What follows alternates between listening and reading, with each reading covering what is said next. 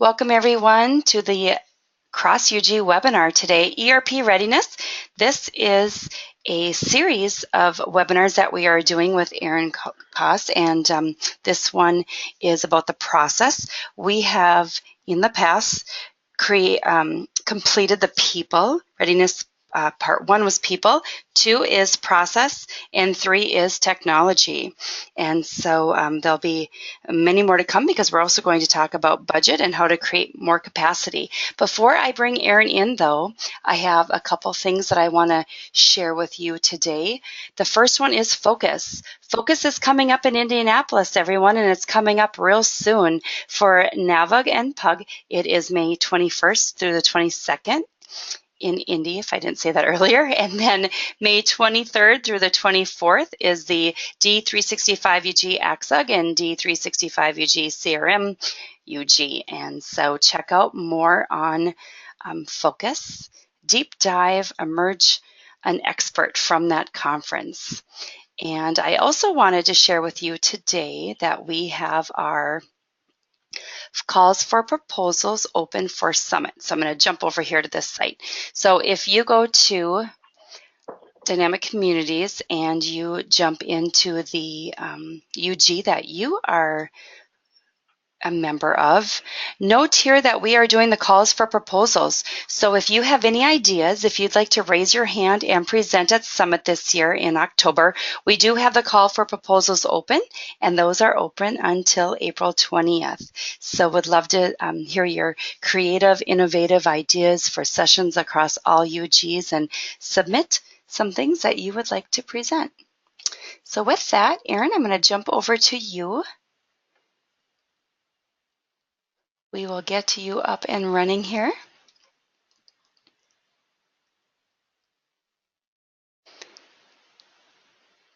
And Erin, all right, Lori, I've unmuted. Can you hear me okay?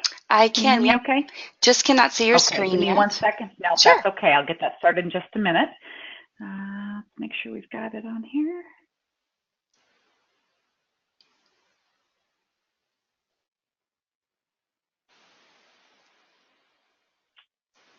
All right, we should be good to go. Can you see the title screen?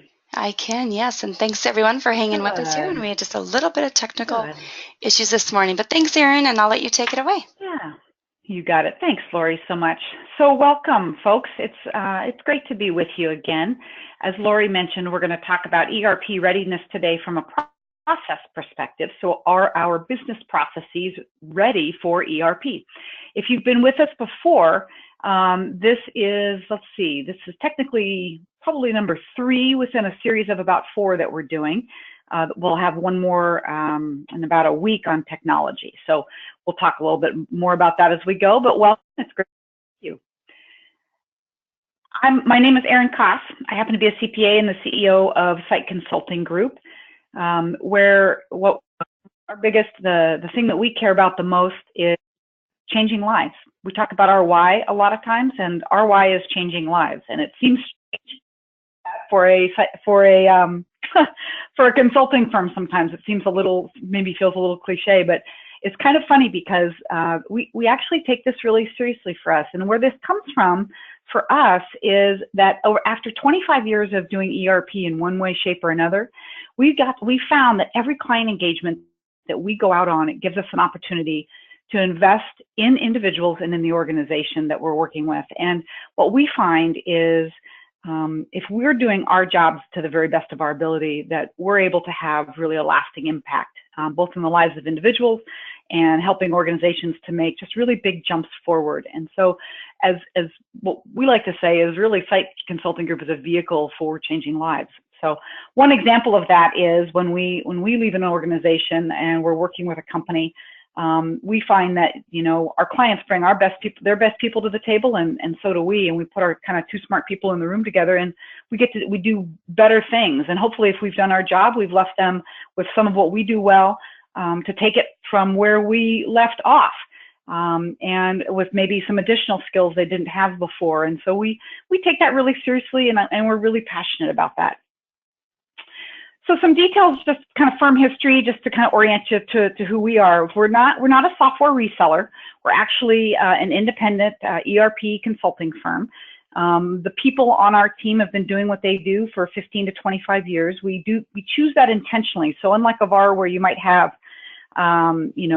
people right out of college through very senior in their career, we're intentional about hiring people in the middle to the end of their careers because we want those folks with lots and lots of experience who can play lots of different roles. And you'll see that on the team section there, strategic planning. Most of our guys have a lot of industry knowledge, are business process experts. Most of them are good, solid project managers. Some of them niche in a little more into technology or organizational change. As I mentioned, we're focused on enterprise solutions. We focus in the small and mid-sized market. We focus on manufacturing. And so we see a lot of Microsoft Nav. We have a lot of colleagues and friends in the community. And so we're really always love to participate in the user group ourselves in that way. On the focus side, again, enterprise solutions, select, implement, and optimize, really helping senior leaders eliminate the guesswork, really align company culture with people, process, and technology. So a niche we're seeing more and more depth in the recent, say, 5 to 10 years in our area is in the high compliance industries of manufacturing. So things like consumer packaged goods, food and beverage, medical device, and biotech. I think partially because those areas are growing rapidly, and we're also later to select ERP than, say, most other industries within manufacturing. And then finally, the stuff that matters most to us, again, we play on the client side. So we help round out client teams, whether that's leading them from a project management perspective or providing boots on the ground resources if and when they need those. We want to be good teammates. We want to be part of an existing team and make it better. We're really committed to doing the right thing. We're dedicated to excellence. We're candid, meaning, we're open and honest, but we try and do that in a kind way. And we try and have a balanced work and personal life, which in our business is sometimes tough to do. And finally, one of the things we like to say is at the end of the day, we've been doing this a long time, and we like to make ERP easy. I think that's kind of our number one goal after changing, or I guess our number two goal technically after changing lives. All right, so if you've been with us before, we're going to jump right in. Excuse me. We're going to jump right in. If you were with us for the first session that we did, we talked about an enterprise resource strategy. And, I say Starbucks gift card to anyone who can send me a better way to say this that's more accessible. I've heard digital transformation. I've heard, strategic plan. Anyway, it's all these big words when really what we're trying to say is essentially a plan for using all the company's resources wisely, okay? And so those are the things you're going to hear us talk about. When we talk about an enterprise resource planning strategy, we're talking about being grounded in the company's legacy and goals for the future. So, and doing so while honoring its unique culture. So what we mean here is, if you may think you need ERP, most likely you do need ERP. All companies do today. The question is when and how. But when you're going to take on those projects, we really encourage you to look at, where is your company? Where has it been? Where is it now? What are its goals for the futures? Before you dive into an ERP selection, implementation, optimization even, really look at, where is it you're trying to go? And it sounds so simple, and it is stunning to me how few people do this. And so we'd like to have people look at, sort of go to the mountaintop and look down, what's the company doing today? What does it need to do tomorrow? But at the same time, when you're looking at making these big changes, really honoring the culture that you've built. We're really fortunate to work with a lot of neat companies that a lot of them are family owned in a small and mid-sized market. And we really love, they really love they've built something special, and we want to honor that, I guess is all I want to say there. When we look at the elements of an enterprise resource strategy, we're talking about people, process, technology, and ultimately the ERP solution that we're kind of here to talk a little bit more about today. And when we talk about building a strategy, really what we're focused on is utilizing all of the organization's resources to optimize core business processes to accelerate change, right? At the end of the day, most companies that are trying to get from one place to another are trying to do this as quickly as they can, and we want to, doing an enterprise resource strategy helps them get alignment, get a roadmap, get directed to be as focused as they can on where it is they're trying to go, which at the end of the day just saves time and money. So today we're going to talk about the process side of things. We've already discussed people. Today we're going to focus on process. In about a week, Adam Orgeron is going to talk about technology. So as we go into today, the assumptions are that we have done an ERS at some level. Now this differs in scope for the size of company you might be, but hopefully you've gone to the mountaintop and taken a look down and created some kind of roadmap that is beyond ERP, but that might encompass people, process, technology, and of course your ERP solution. The assumption is you've done that at some level and that you've selected your ERP solution at this point. So let's begin by looking at some of the false assumptions surrounding process readiness. So a lot of folks, people believe that organizations think that software-based ERP systems by themselves are going to simplify and improve their business operations. When the reality of it is that running ERP requires a great deal of organizational discipline and oversight in order to function effectively. So if anyone has taken on the ERP experience, and I imagine most of you have if you're on this webinar today, then you recognize that once ERP comes into play, there's a lot more discipline that you need in the way you run business processes through your organization. Another false assumption is that we can adjust as we go. So we'll put the ERP in and we'll make process adjustments as we go. Some of that, of course, is true. But the reality of it is if you're, depending on where you're coming from, and we've seen some companies coming from very old legacy systems, a lot of manual processes or a lot of outside systems, because whatever their current system is, if they have one, is so inadequate that they're often leaning into an inordinate amount of Excel or paper or manual processes. And so while it's flexible where they are today, the ERP isn't going to allow that type of, I wouldn't say it isn't going to allow flexibility, because certainly it does, but it really does put some structure in place where maybe you can get away without that structure when you have a manual and sort of an Excel-based system or a lesser system in place. And so although sure we adjust some as we go, the idea that we're going to adjust as we go in total when we put in an ERP solution is just really not a true statement. It's going to make it very difficult to be successful in your ERP endeavor. In fact, what we find is when folks don't focus on process in advance, we almost always see more time spent on the implementation by far and more money spent. And you know, when that happens, what we see also, and this is something that's really tough for companies, kind of an indirect challenge, is it's really hard on on your people. So internally, you've asked folks to jump off the ERP ledge with you and focus their additional time on this endeavor in addition to their day job. And if we don't do everything we can to be as efficient as we can, you know, we talked about aligning people last time, talking about processes today. If we don't align to be as efficient as we can during the ERP process to set ourselves up for success, when it takes longer, and certainly costs more is also a challenge, but when it takes longer, it really is hard on our people. And that's where we start to see difficulty in keeping people engaged. We start to see attrition and turnover of some of our best people. And we just don't want to do that. So again, the false assumption we're talking about here, adjusting as we go, yeah, a little bit, but let's try and get our hands around as much as we can before we get started. And then lastly, documenting processes is a waste of time. We know how they flow. Well, you do. And the challenge here is as I said a minute ago, the ERP is going to put a little more constraint around you, some more boundaries, some more structure, and hopefully best practice. Most of the ERP solutions, certainly anything in the Microsoft solution suite, is aiming for and usually nails best practice for 80% of companies. Now, every company is unique, and we know that. But the reality of it is these solutions are built to be best practice for core business processes. So if we can document the way we do things today and the way we need to do things as the ERP helps us to evolve some of those things, we're going to be just time and money ahead again. We've talked about some false assumptions. Another little different spin on that is really why do we want to do a readiness assessment?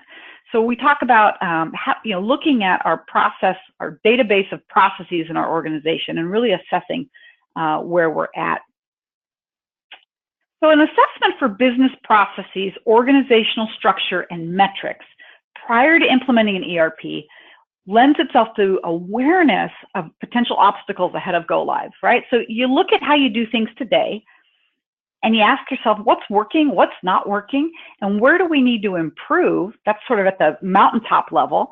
And it really can tell you, boy, this is going to be a challenge during the ERP project. Let's take a look at that now. Generally, we see that the robustness and sophistication of existing processes, like how strong, how sophisticated are the current processes, indicates a degree of organizational readiness for the regimentation under ERP. So again, ERP is going to put that structure and some controls in some cases within your organization that maybe are new to the organization. This differs for every company. It really can differ based on size as well. Companies from 0 to 10 million have oftentimes very little structure, very few things written down. Work is done a lot in everybody's, some of the same individuals' heads. And so you really start to, when you do these assessments, uncover how little regimentation really exists. And the more you have, the more ready you're going to be right out of the gates. Another comment I want to make is that processes that are documented suggest a knowledgeable workforce with clear definition of who does what and when. And we see this I'll say again, companies from 0 to 10 million generally in revenue, and that's just kind of a range that we see, generally aren't big on documentation. Or if they're big on it, they haven't had time to do it. But there are companies that really put a stake in the ground and say, look, we are really going to make this important from day one. And those are the companies that we find, when they are ready for ERP, are more ready right out of the gates because they understand how critical this is. And their individual workforce their workforce tends to be more knowledgeable overall about how the business runs, both within their own function and individuals' own function, and somewhat more cross-functionally as well. So this is something maybe to, even before ERP is on the table, to really take a look at. Organizational structure tends to indicate a degree of control and expertise present to manage business processes under ERP. So again, today's focus is on processes overall, but there's some other things under the hood that in the context of people, process, and technology conversations that we want to talk about. One of those is organizational structure. The other is metrics. You're going to see us talk about that as well throughout today's presentation, because they really do go hand in hand with readiness relative to those other things. So this is a good time as any to cover those. So we're going to talk about both of those today as well. And so we see things like, simple things like an organizational chart, or maybe we have departments where instead of sort of that everybody's doing everything approach, so we've made that shift from everybody's doing everything to departments. We've documented maybe in an organizational structure. More and more of that down that spectrum tends to lend itself to, hey, we've probably got some expertise and a degree of control within the organization that allows us to be a little more ready for ERP than otherwise. So we talk about metrics. This is an area also that small companies tend to keep in their heads. And not all small companies manage with metrics. We find that companies, as they grow larger, tend to bring these on board, but not always. Sometimes this stuff can lag behind an organization's growth. And what we find is that when metrics that matter are in place, it tends to indicate that management is paying attention and that they've assigned accountability for processes to function effectively. So there's ownership of functions. Again, more sophistication, more readiness.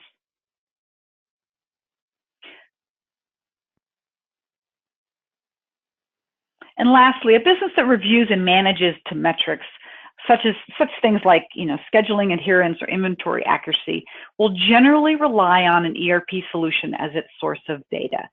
Now, why this is important, and it would be interesting, and please, one of the things we didn't talk about when Lori and I kicked off that we usually do is we would love to be as interactive as we can with you during this time. It can be difficult, I know, because it's a webinar, but we've got the chat area there, or if you use the raise your hand functionality on your end, Lori will see that and will help me take a pause, which we would love to do. sometimes I come out of the gates fast and furious and can forget to do that. So anything you guys can do to encourage us with your questions and engage with us, we really would love it.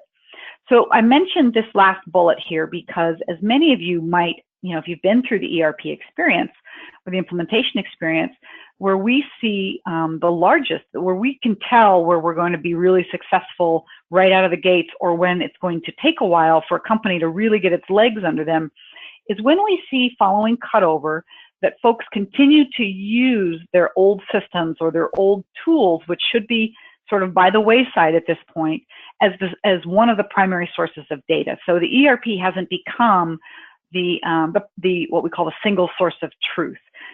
People are sort of still using those other sources as a crutch.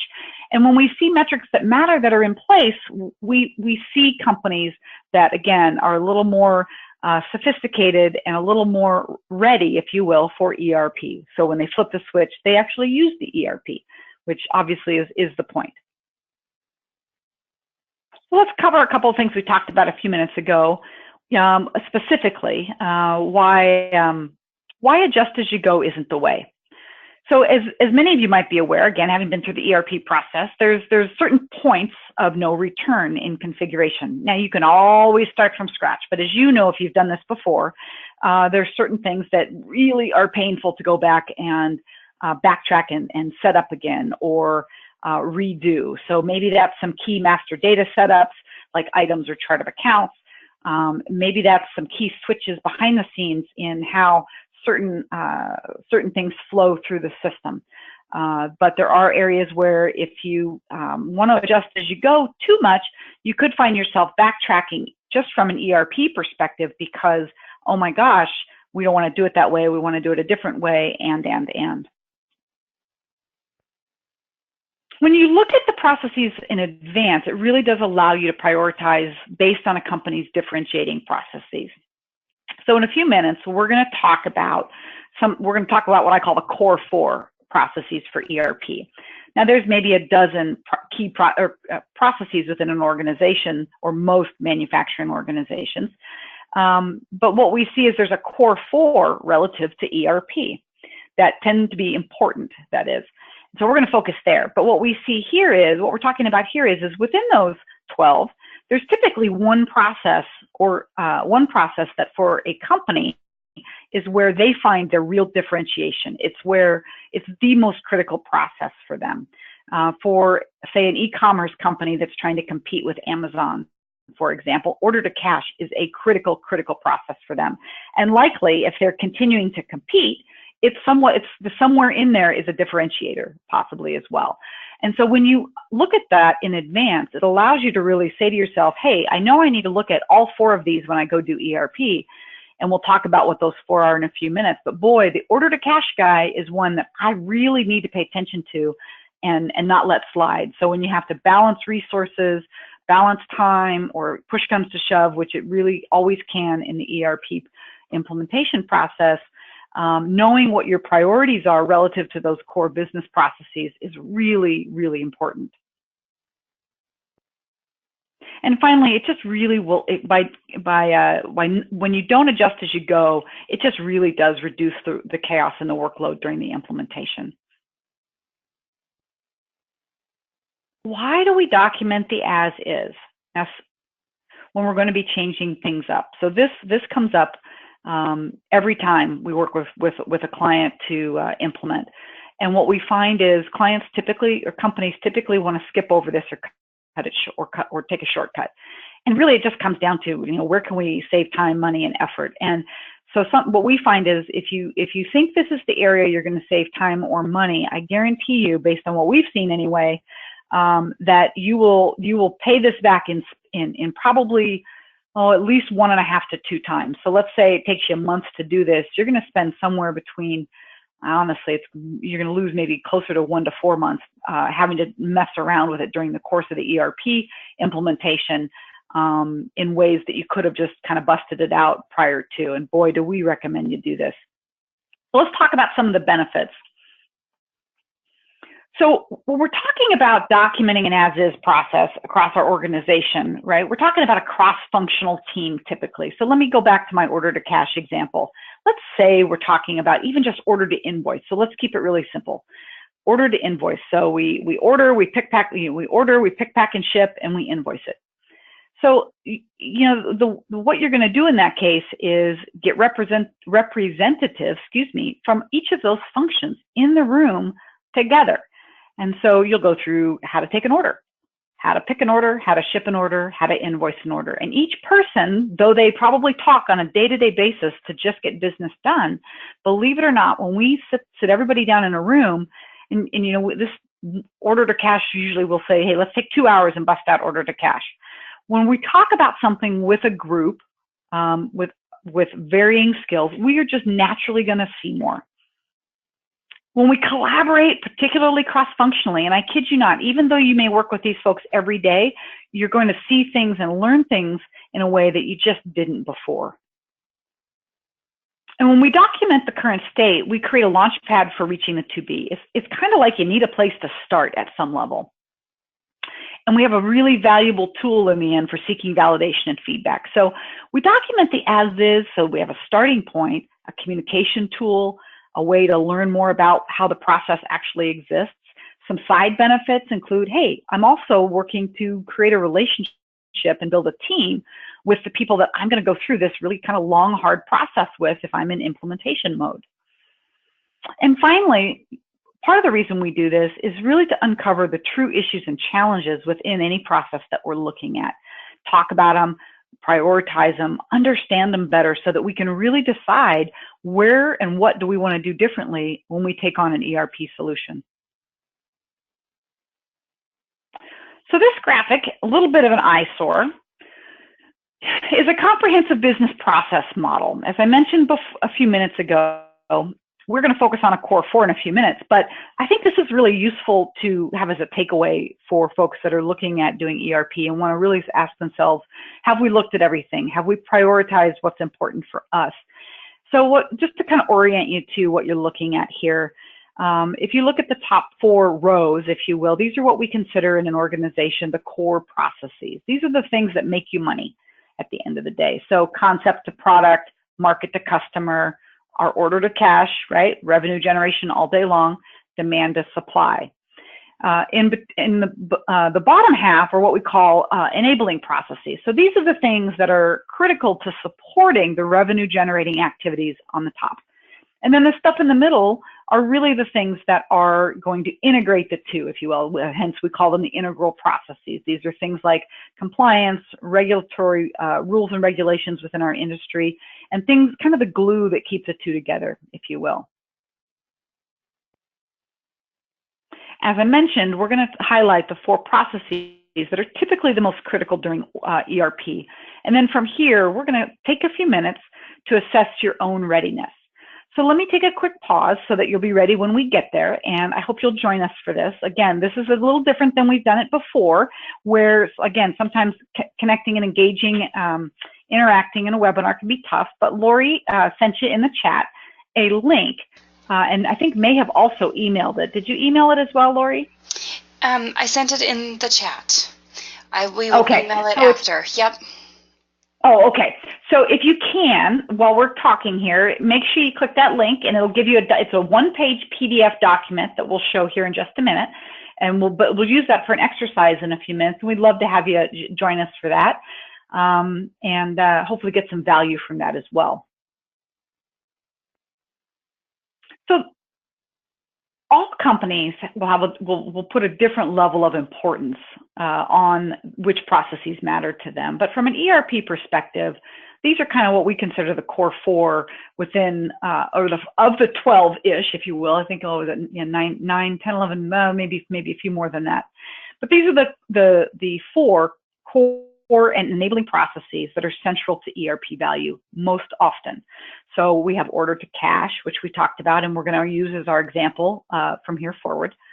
Demand to supply, procure to pay, and finance to manage. So 2 of these are core and 2 are enabling processes. So we tend to look at these because understanding the health of the four of these processes really are going to help determine how ready, or be one of the big elements, I should say, to help determine your level of readiness when it comes to ERP.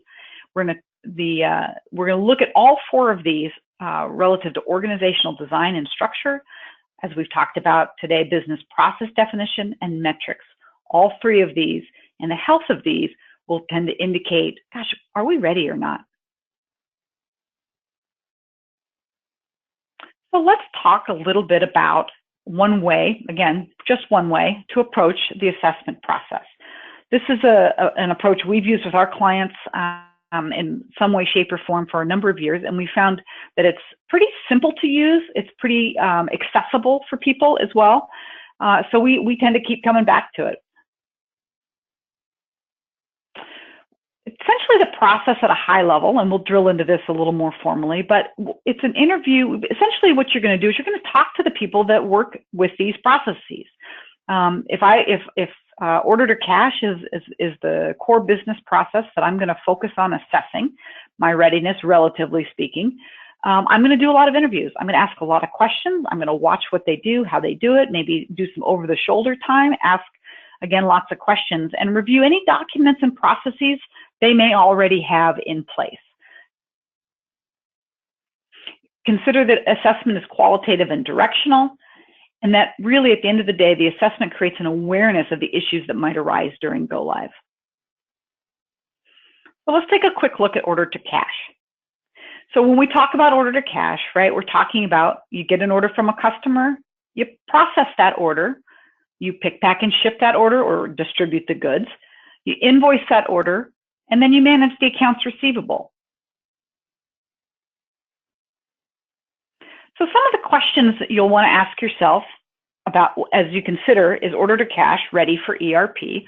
When you look at the people side, this is the organizational structure side we talked about, do you have people in the organization that have been assigned accountability and responsibility for these functions? Order entry, logistics and shipping, inventory control, and accounts receivable. On the process side, are the processes for each of the blue chevrons that you see at the top, are they documented? For example, and do you have now I want to just pause here for a second. In the process section that I'm going through here, what's interesting is that I'm going to give a couple of examples of key processes or areas that we see that are important to readiness or give an indication of readiness.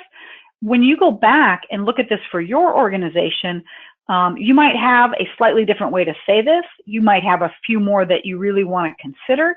But when you document these processes as a first step within this conversation about order to cash readiness, what you'll find is possibly some more questions to ask here, some things that really matter to your organization that you need to have right and dialed in before you jump off to the ERP or jump off to the ERP ledge, so to speak.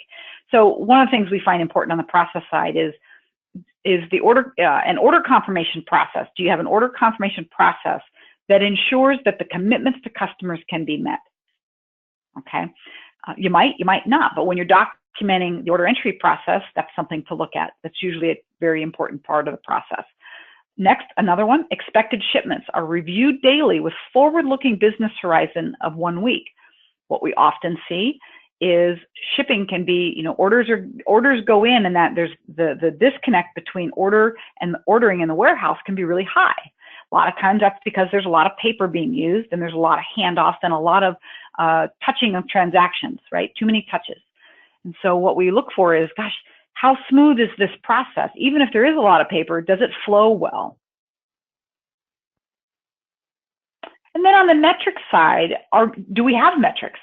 Are they reviewed regularly, at least monthly, more frequently if the business cycle requires? So key metrics for this area, and you may have others, you may have different ones, but key metrics that we see typically in order to cash are things like inventory accuracy, orders being shipped complete and on time, and aging receivables. Next, let's talk about demand to supply and assessing this process relative to ERP readiness. So up above here, you see the 5 chevrons. So forecast and plan demand, plan supply of materials, schedule production, execute, schedule, and manage inventory. And on the people side, are people responsible and accountable for these 4 functions: demand planning, supply planning, MRP, material requirements planning, and production scheduling. Now, in smaller organizations, you will see maybe there's only 2 people and they share some of these roles and responsibilities. Hey, that's fine. The key question is are you doing what makes sense for the size of organization you are? Are you looking ahead to see where you're going to be? And are there people assigned to these functions, even if one person might be assigned to more than one function? On the process side, do you have it documented? If not, let's get to that. And then do you have a sales and operations planning process that exists with identified process owners and participants? So anyone who's ever been in the made that handoff between order entry and operations, right?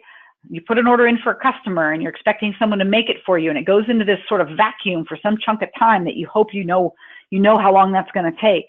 And the disconnect between those 2 functions can be really high, and it's really important to know where my issues and gaps are there, because when it comes to ERP, one of the big value propositions to ERP is that we get orders through manufacturing, through scheduling, production, and manufacturing, and out the door in a timely way. And we can, at any point in that process, be able to tell our customer where it is, when they'll have it, and any issues that come up. ERP is going to add a lot of value to the accountability of that process, the speed of that process, in really tremendous ways.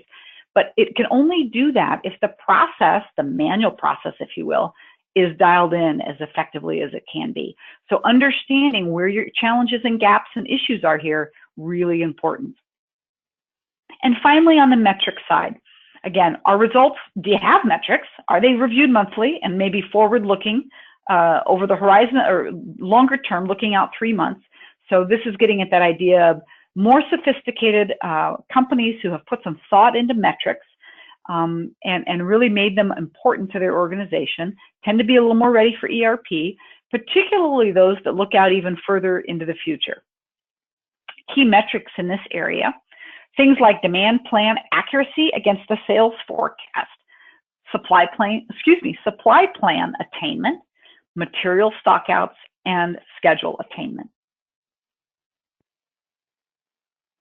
Next, let's talk about procure to pay. So the 5 key processes or the 5 big transaction areas in this big process here, or core process, it starts with identifying a requirement, a need for materials or supplies, sourcing those supplies, possibly contracting with a supplier, ordering materials and services, managing the receipt of those materials and services, managing their arrival, and then finally managing the invoice receipt and payment for those materials. On the people side, same thing we did last couple times. Do we have people responsible for these functions? A buyer, a supplier auditor, contracts administrator, an AP person. And typically these are 4 very distinct folks. Sometimes you'll have maybe a buyer and a buyer who's also doing contracts. So we do see some overlap there, particularly in smaller companies. As a company gets larger, these will be definitely 4 different functions. And I would caution you, if you have the same person buying and paying for the goods, right? That's a big no-no in the separation of function world, and we'll see that in the finance to manage a little bit more. On the process side, again, have you documented these processes? And then planning with procurement, innovation, quality, and sales. Is it integrated to ensure new item requirements are understood, material specifications are defined, and fitness for use is evaluated? So that is a long-winded way of saying, essentially, do you have your items under control? Are you paying attention to how to set them up, who's in charge of them, who's managing them, and all the details? If you've ever done an ERP implementation, you know the number of fields and setups necessary for the item card, right? So not only is there lots of setups that go with the item card, but almost every process that occurs in the organization, every transaction you do in the ERP system, man, I'm thinking, I've never really done a percentage, but I bet it's like 60 to 80% of the transactions we do in the system somehow involve that item master. So as you can imagine, it's super key to have processes involved, or the processes that are involved in setting up and processing these items are really looked at and analyzed, and you really know where your strengths and weaknesses are. And last, on the metric side, again, do you have them? And are you looking at them?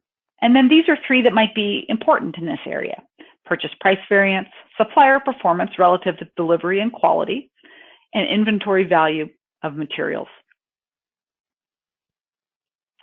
Finally, relative to the core four for ERP and process readiness, we have finance to manage. This is all about accounting. So we talk about developing a financial structure. So this starts with a chart of accounts and ends with financial reporting in terms of building that structure, recording of transactions, settle and close accounts, report results, and analyze and enabling what I call data-driven decision-making. So really one of the major, probably the major reason the CFOs that we work with select and implement an ERP solution is really all about making data-driven decisions quickly, reliably, and in a timely way. Things that they kind of sort of can do today, maybe, but they probably can't do all of those things, and they can't do them fast enough. Certainly not to grow the business and compete long-term. Hence, here comes ERP, right? So relative to finance to manage, a key thing, we talked about this a little bit on the last slide, is does the organization have separation of duties supporting internal controls? The example I always love to use is, are different people buying materials than are receiving materials, than are paying for materials? Now, in small companies, that's not practical. You're not going to see that. You have to be creative in how you put controls in place for smaller companies, because you might have the same person buying and paying for. But in that case, maybe you have an owner with doing a little more oversight, hopefully, not always, we've seen, unfortunately. But the hope is that you'll have some creative ways, like maybe the owner looking over the shoulder of a bookkeeper who has to play both roles in that case. For much larger companies, or even slightly larger companies, this is typically not that big of an issue. Do you have people responsible and accountable for the functions below? So cost accounting, cost analysis, and financial analysis. Another way to say this is, do I have an AP clerk, an AR clerk, and a GL accounting, someone responsible for the GL? On the process side, have you documented these 5 areas? And do you have a working capital review process in place to review AP, AR, and inventory? So I like to highlight this one for a minute, because the reality of it is companies that are growing, small companies, medium-sized companies, working capital is always something they're concerned about. We see this all the time. And so, companies, when they are growing rapidly, or maybe when they're smaller, worry about working capital, worry about cash flow, and yet don't necessarily have the good processes in place for ensuring that they're keeping an eye carefully on AP, AR, and inventory. Now, the problem is a little bit chicken and the egg here, because sometimes ERP is what we need to help manage inventory as we're growing, and to do so in an effective way. And so that can be a little tricky. But what we want to say here is, hey, is there a process in place at some level for making sure that we have a handle on these 3 things? And then finally, on the metrics side, and there's quite a few more, because as we do in finance to manage, we do a lot more of the bulk of our analysis on our results at the very end of the trail, so to speak.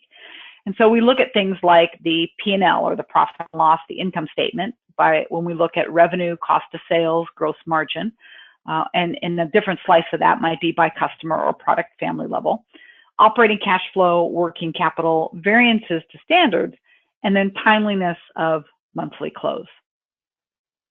Okay, so we spent a few minutes and we talked about the core 4 processes that are most critical, typically, in the to whether or not we think we're ready for ERP. And what I'd like to do is take a few minutes and give us an opportunity to work together, and we're going to try this out and see how this works, to do our own assessment of our own organizations. And so what I'd like you to do is let's see if I can show this document myself. Here we go. So this is the document you should see in front of you. And if you weren't able to download it or there was some challenge, I'll try and make it as big as I can so that you can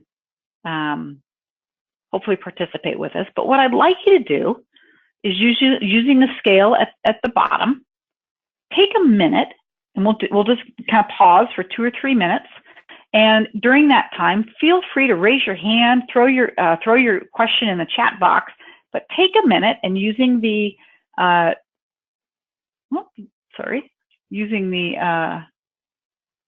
hopefully that'll stay there. There we go.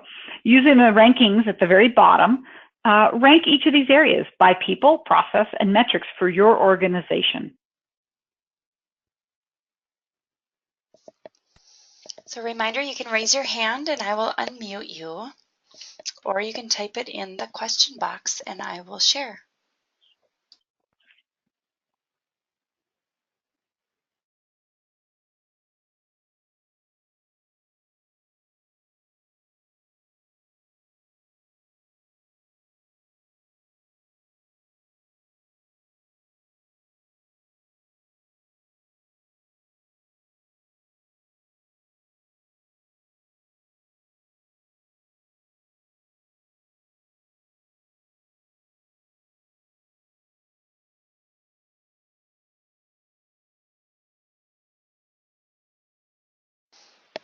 Okay, we do have one answer so far. Please. Let me pull it up here. I say we are very good in most areas with a couple being good. Thanks, Jennifer, for sharing that. Oh, appreciate that. That's Anyone awesome. else want to share? Or raise your hand and I'll unmute you. I can call on people. I know, that would be great. I know we almost need to have like 5 minutes at the beginning of these and like do a quick like, okay, is everybody game on? Everybody playing? Right. Hard to know sometimes. Come on, Simon or Keith or Patty, Beth. Anyone else want to share? Or the other thing is just a little feedback on how you're doing in the process. Do you need another minute? Are you ready to roll? Either way, we're going to kind of debrief it for sure. But just want to give you a few minutes to attempt to do this, take a pass at this, mostly because I'd like to see at the other side of it, you know, where were you stumbling? Where were you challenged? Where was this a no-brainer? Like, is this working for you? So we'll give just one more minute, and then we'll take a look at it.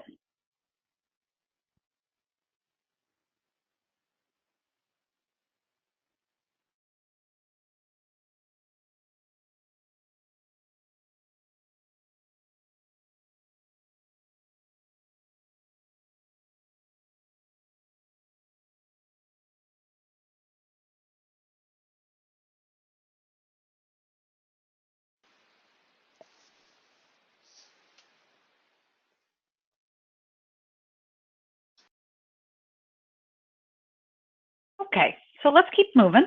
Get everybody out of here on time.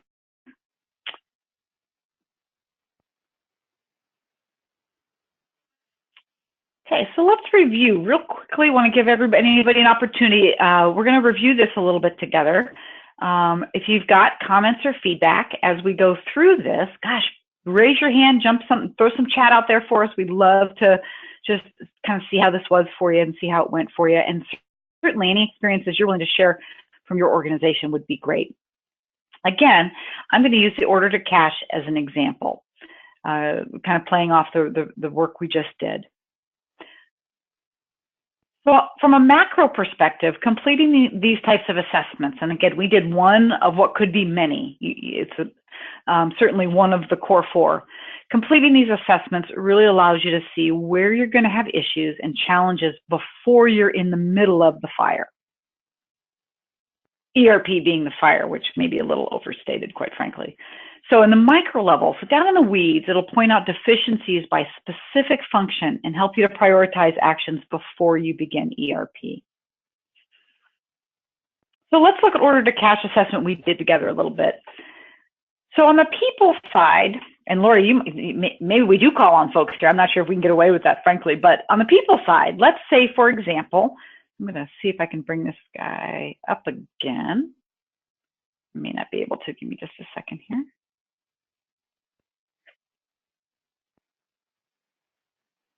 That's not going to come up. The doesn't like to do both. So if we look at the people side, and let's say that I ranked all but logistics planning as good or better because I don't have solid leadership and or personnel in the warehouse. What will this mean? Does anybody have a comment that they might throw out there that says, hey, if everything but logistics planning in order to cash is good to go, but I don't have solid leadership or personnel in the warehouse, what do we think this is going to mean if I take on ERP?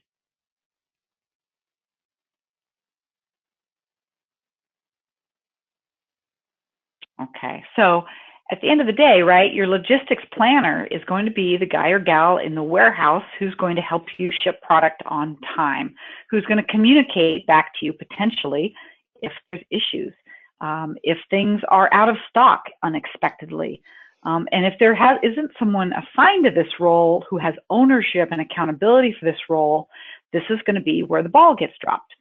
And so this is where, go ahead. We did have one response, another comment, fail a final process. Yeah, for sure, right? You get the order in, the customer's thinking it's on its way, and you can't get it out the door, which is, yeah, massive fail. And you only hope that as an order entry person, you know that this is happening, which you may not even know until it's way downstream and you've missed all your dates, of course. So this can be a big deal. Going into ERP, if you're building a team and don't have this role even to be on the team and represented well on the team, could also be have a high impact to not only whether or not you're ready for ERP, but how your ERP implementation goes as well. This gap can be felt there also. Okay, on the process side, looking at your sheets, let's say that I ranked everything except distributing goods as good or better, where within distributing goods, order picking was ranked as poor. So they do it, but often fail to do it right. What does that mean? What does that mean to my customer? What does that mean to my order entry clerk?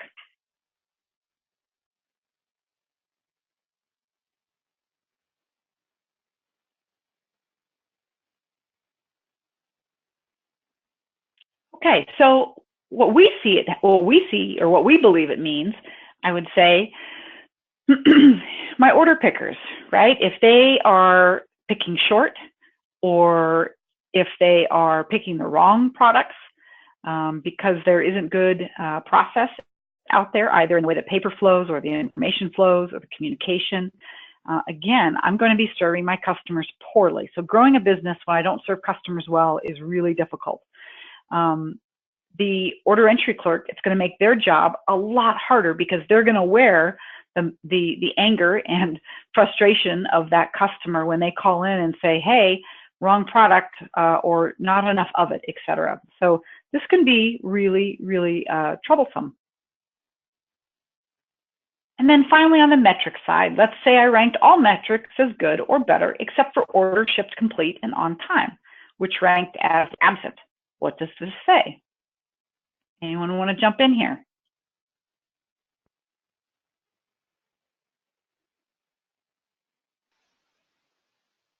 Okay, so what we're saying here is, go ahead, Lori. I was just going to peek and see if anyone had typed a question in, and you may never ship a product on time was another comment. Mm-hmm. Someone said they never do. You may never ship a product on time. Yeah, very true, very true. Be curious a little bit more about that, so from an experience perspective. But for sure, if you don't have a metric, meaning you're not holding people accountable for shipments being done on time and complete, let's say, and some companies differ in whether they ship complete or not. That may or may not be a metric, but let's just say on time, right? If you don't track that and people aren't expected or accountable for doing that, it basically means we believe that if it's not tracked, it doesn't matter, or it's not stuff that isn't tracked, you can't hold people accountable for. And so at the end of the day, if you're not accountable for that, and yet your order entry personnel are making commitments based on what they know about lead times, what they know about manufacturing times, they're making commitments for delivery, and yet nobody in the warehouse is being held accountable, nobody in production, maybe even order entry at times, is held accountable for shipments being completed on time. Is it going to happen? Is it going to matter to anybody? Probably not. And so that can be a challenge as well. So again, I bet you're getting the picture by now for sure. My hope is to have you walk through the tool with me, at least for one of the processes, so that you had a better chance of being able to really leverage some of the things we talked about today, particularly in the core 4 slides, as we looked at people, process, and metrics, to really go back to your organizations, whether you're getting ready to take on an ERP implementation or even just optimize the one you have. So you're getting ready to upgrade. A lot of our NAV customers are getting ready to upgrade, and last year and this year. And we look at this even still because there's areas where during the original implementation, some of this stuff wasn't focused on as thoroughly as it needed to be. It's hopefully a smaller effort than it might have been prior to the implementation. But boy, super important. So we really encourage you to do that. So how do you make ERP easy, right? Or at least as smooth as possible? From a process perspective, looking at people, processes, and metrics, and making sure that they tie with the ERP technology to generate success, right? You want to look at these things together and not just jump in to ERP without having looked at these 3 other areas. Assessment needs to be based on objective and quantifiable means. You'll notice that by giving these rankings, it gave us a way to be somewhat objective and quantify where one issue was relative to another. So I think that is super helpful in the process. So not everything is pants on fire, but there's some areas where if I had to prioritize, looking at those items that are poor would be where to focus. And maybe maybe I look at some of the goods and want to make them better, but if push comes to shove, I'm going to focus on the poor. Where gaps exist, having a sound change management will increase organizational readiness for the new operating environment. So when you have challenges and issues, we hear the buzzword change management, organizational change, etc. What we're really talking about when I think the simplest way that I like to talk about change management is it's really like, how well are you communicating? How well are you having honest conversations and making plans for dealing with the issues that have come up? I think the simplest way to think about change management is, are you communicating about what the problems are? Because if you're not communicating about them, you're not going to be able to do anything about them, right? Change doesn't happen if nobody's saying anything. And so we just say, hey, change management, big old buzzword. Think of it as, are you communicating about the issues and challenges that you're having? And then last but not least, we always like to talk about the critical success factors for change. This is truly almost any change of any kind within an organization. Our focus obviously is on ERP, and so we see a lot of these kind of project-oriented changes, but they're usually large initiatives with a lot of impact and can be really, really disruptive. So we always say commitment comes from the top. If the top is not committed to the process, that core team is going to struggle and struggle and struggle, and it's going to be frustrating. Developing an ERS, remember we talked about the enterprise resource strategy before you dive in. Again, it may differ for your company based on size and scope and complexity, but something that says, hey, I have a plan for using people, process, technology, and my ERP together to get my company where it's trying to go. Employee involvement, right? That's my core team. That's my subject matter experts. Those are my users. And then finally, you probably hear me say this more than anybody cares to, but regular communication can really overcome a lot of shortfulls. So where you don't have enough time, or you maybe didn't do everything perfectly and dot every I and cross every T. Boy, if you're communicating effectively and regularly, you can really overcome a lot of things during these challenging projects. And with that, I'd love to just say, hey, thank you. Thank you for being here with me today and with Lori. We really love getting together with the NAV. I guess it's the Cross UG today, which is great. So with the Dynamics communities, we love that. And just want to we have a few minutes where we can open it up for questions. And we'd love to answer any questions that you might have at this point. Well, thanks, Erin. And there's no questions right now typed in the question box. Okay. But what I'm going to do to each one of you here is I'm going to unmute you. So if you are somewhere where there's background noise, please self-mute. And Doug said Or Jen said, thanks, Erin. Oh, you're welcome. Unmuting everyone here, so you can feel free to share. If you are somewhere where there is background noise, please self-mute yourself. All right, it sounds like we got somebody in a car. Story of my life. Well, I'm gonna keep trucking here a little bit with a couple things. As you have questions, please just clobber me and say, hey, this is some things that are coming up next. We do have the third part in the ERP Readiness series coming up. Adam Orgeron from our team is going to do that. Some of you may have met him at Focus back in October. He is awesome. He is a nav expert, and he is an IT guy with just some really, really great skills. He's just such a neat asset to our team. And we find that when he spoke at Focus, he was a big fan favorite. I think, in fact, his presentation at Focus in October, I think, might have been the most, I don't know if it was the most popular. I don't know what Mark Rhodes said. It was either the most reviewed well. It was something. It was the top of something in there, but it was really well received. Next, on April 11th, we're going to do another conversation on what will ERP cost you. I think we're renaming, and I'm talking to Lori about renaming this one because the way it was framed up originally was, it sounded like we were going to tell you how to do your budget. That's not really, it was, this title hopefully gets you closer to what we're really going to talk about. And that's on me for sure. And then lastly, we're going to talk on the 17th about how to create more capacity without always adding people. This is outside the ERP specificity for sure, but it's something that we get asked about a lot when we talk about how do we leverage people, process, and technology to more effectively grow our organizations. And then lastly, you know, we love getting together with the Dynamics community and would really, really appreciate your feedback. So when you get that survey in your inbox later today, if you would take a few minutes and fill that out for us, that really gives us useful feedback for meeting your needs and the things you want to talk about as effectively as possible. I would particularly love some feedback on just the level of interactability, like where do you want more, where do you want less? We always do lots of it when we're live, and it's sometimes difficult in a webinar scenario to make that happen. So any suggestions or feedback you have there would be really appreciated. And lastly, this is how to connect with us. A couple things I was thinking about actually earlier today. So as I said, we sometimes will get involved in these assessments and helping clients with these assessments. If you are interested in additional assessment worksheets like the order to cash one, we have a couple more, especially around the core 4, that I'd be happy to share with you. Just shoot me an email, or you can visit our website and fill out the form there. It'll just say, hey, I want this. It'll give you space to tell me what you're looking for.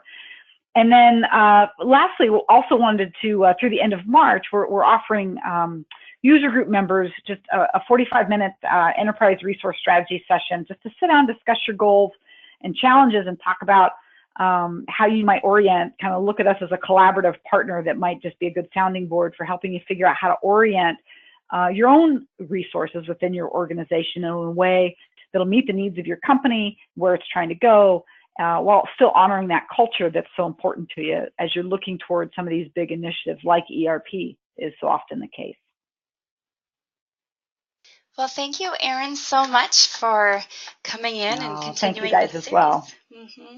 Yeah, you're welcome. Thank you guys. I enjoyed my time. I hope you got something out of it today, and we'll look forward to seeing you next week. Absolutely. Thanks so much. And everyone else who is still on, there's over half of you still on. Thank you for continuing here after the hour. We're just a few minutes over. So hope to see you all on next week's webinar. Bye for now.